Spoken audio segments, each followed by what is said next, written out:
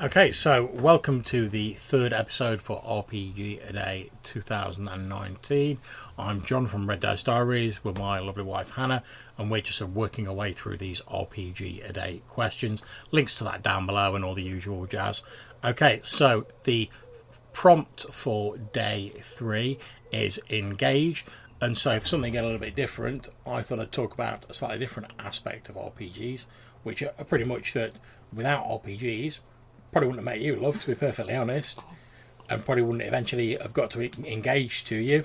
See what I did there? And also wouldn't have got married, etc. Stuff like that. So just to give you a very brief rundown, I first met Hannah when she was working at my local game store, Spirit Games, despite the fact that my grandparents and like Hannah's parents lived sort of like pretty much in the same small village, just round the corner from each other.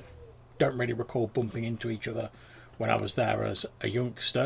But you did once punch that kid that used to beat me up. Yeah, I did do that. Not that I'm advocating violence, but you know, sometimes. And but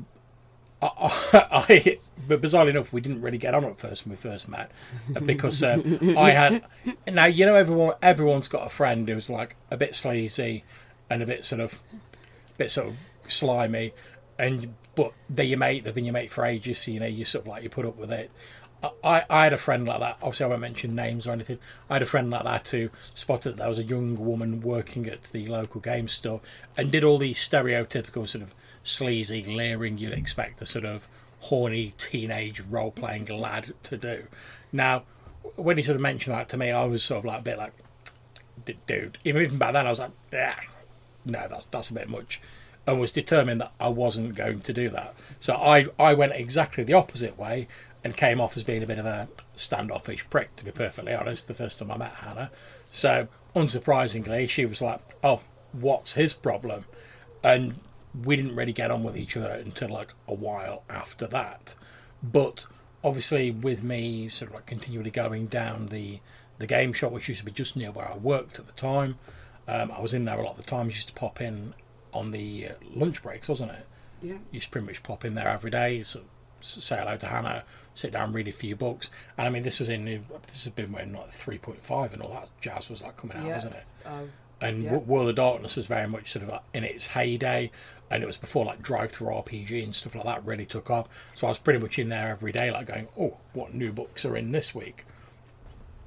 And sort of reading my way through and buying an awful lot of them.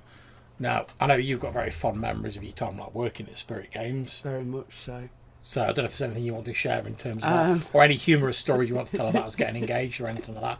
Feel free. I've probably told it to people. You blindsided me with this one a bit, darling. Well, there you go. See, just keeping it fresh. There you go. That's secret to a relationship. Keep it fresh. But you did blindside me a bit with your proposal as well. Yeah, I mean, to give a bit of background on that, we've been seeing each other for a while, and I've been planning to sort of like pop the question, and various like things like with your family or my family, or like various other like wankness that was going on kept cropping up, and I was like, I don't really want like a wedding anniversary to always think, oh, this was the day that happened, or this was the day the other happened. So I kept putting it off, and eventually I was working in a bar at the time, and I did like a works do. And one of the people who worked there asked me to. I was meeting Hannah afterwards. Just as I was about to leave work, one of the people who worked there said, "Oh, you know, if we wouldn't give you a bit of extra money, would you and another guy help us bring some fridges out the back?" I'm like, "Yeah, no problems." So we did all that. Then they're like, "Oh, would you help us make some cocktails for people to come in? Because it was a free bar." Nice. And so they're like, "Oh, we've got all this stuff. You can use what you want, pretty much from behind the bar. Make a few jugs of it, quality." So me and this guy Dave, we were like, said, "Oh, we'll make an orange cocktail." Started knocking it up, and we were like splashing in like Cointreau and vodka and orange juice and champagne and all that. And obviously each time we put like an ingredient in, we obviously tried like a half pint of it between the two of us. So by the time we'd got it done, we were like both a bit of a mess. We then had about 4 hours of like drinking sort of shots from a free bar and stuff like that. So obviously by the time we left, I was an absolute state. And as we walked out, you know, call it Dutch courage, call it what you want, but I just went, do you know what?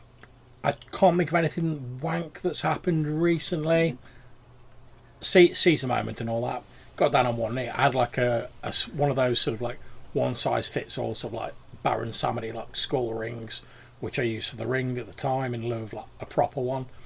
And got down on one knee, sort of slurred through the proposal. Luckily, Hannah said yes, and then I was slightly embarrassed when I came to like get up off one knee, and due to the vast amounts of alcohol I'd imbibed, couldn't actually get up, and I had to get Hannah to help me up. But I suppose after that, really, you know, Hannah sort of like seen me in that state. I was like, well, it doesn't really get much worse than that. So if you still I've seen you in that state before. well, exactly. I'm like, so if you still said yes after that, you know, like that's grand. That's a good foundation as far as I'm concerned. But yeah, as we say, the word for today is engage, and without RPGs and the local game shop and the people I'd met through that, I probably wouldn't have met Hannah, who I've now been married to for, I suppose, over 10 years, about 14 years now, isn't it? 14 years. See, there you go. Something like that. It is 14 years because I remembered it. But Hannah's gone all a bit embarrassed and a bit giggly now because I did blindside her completely with this because it occurred to me just as I was starting to like record the episode. But I don't know if you've got anything else you want to say about that, love. I'm good. I love you. You're wonderful. I love you too. So there you go, roleplay games, bringing people together. And that's the end of our third episode. We'll be back to like standard, slightly less mushy form after this episode. And we're going to crack on with number 4, which is all about sharing. So hopefully you'll join us for that. And we'll catch you in a bit. Take care.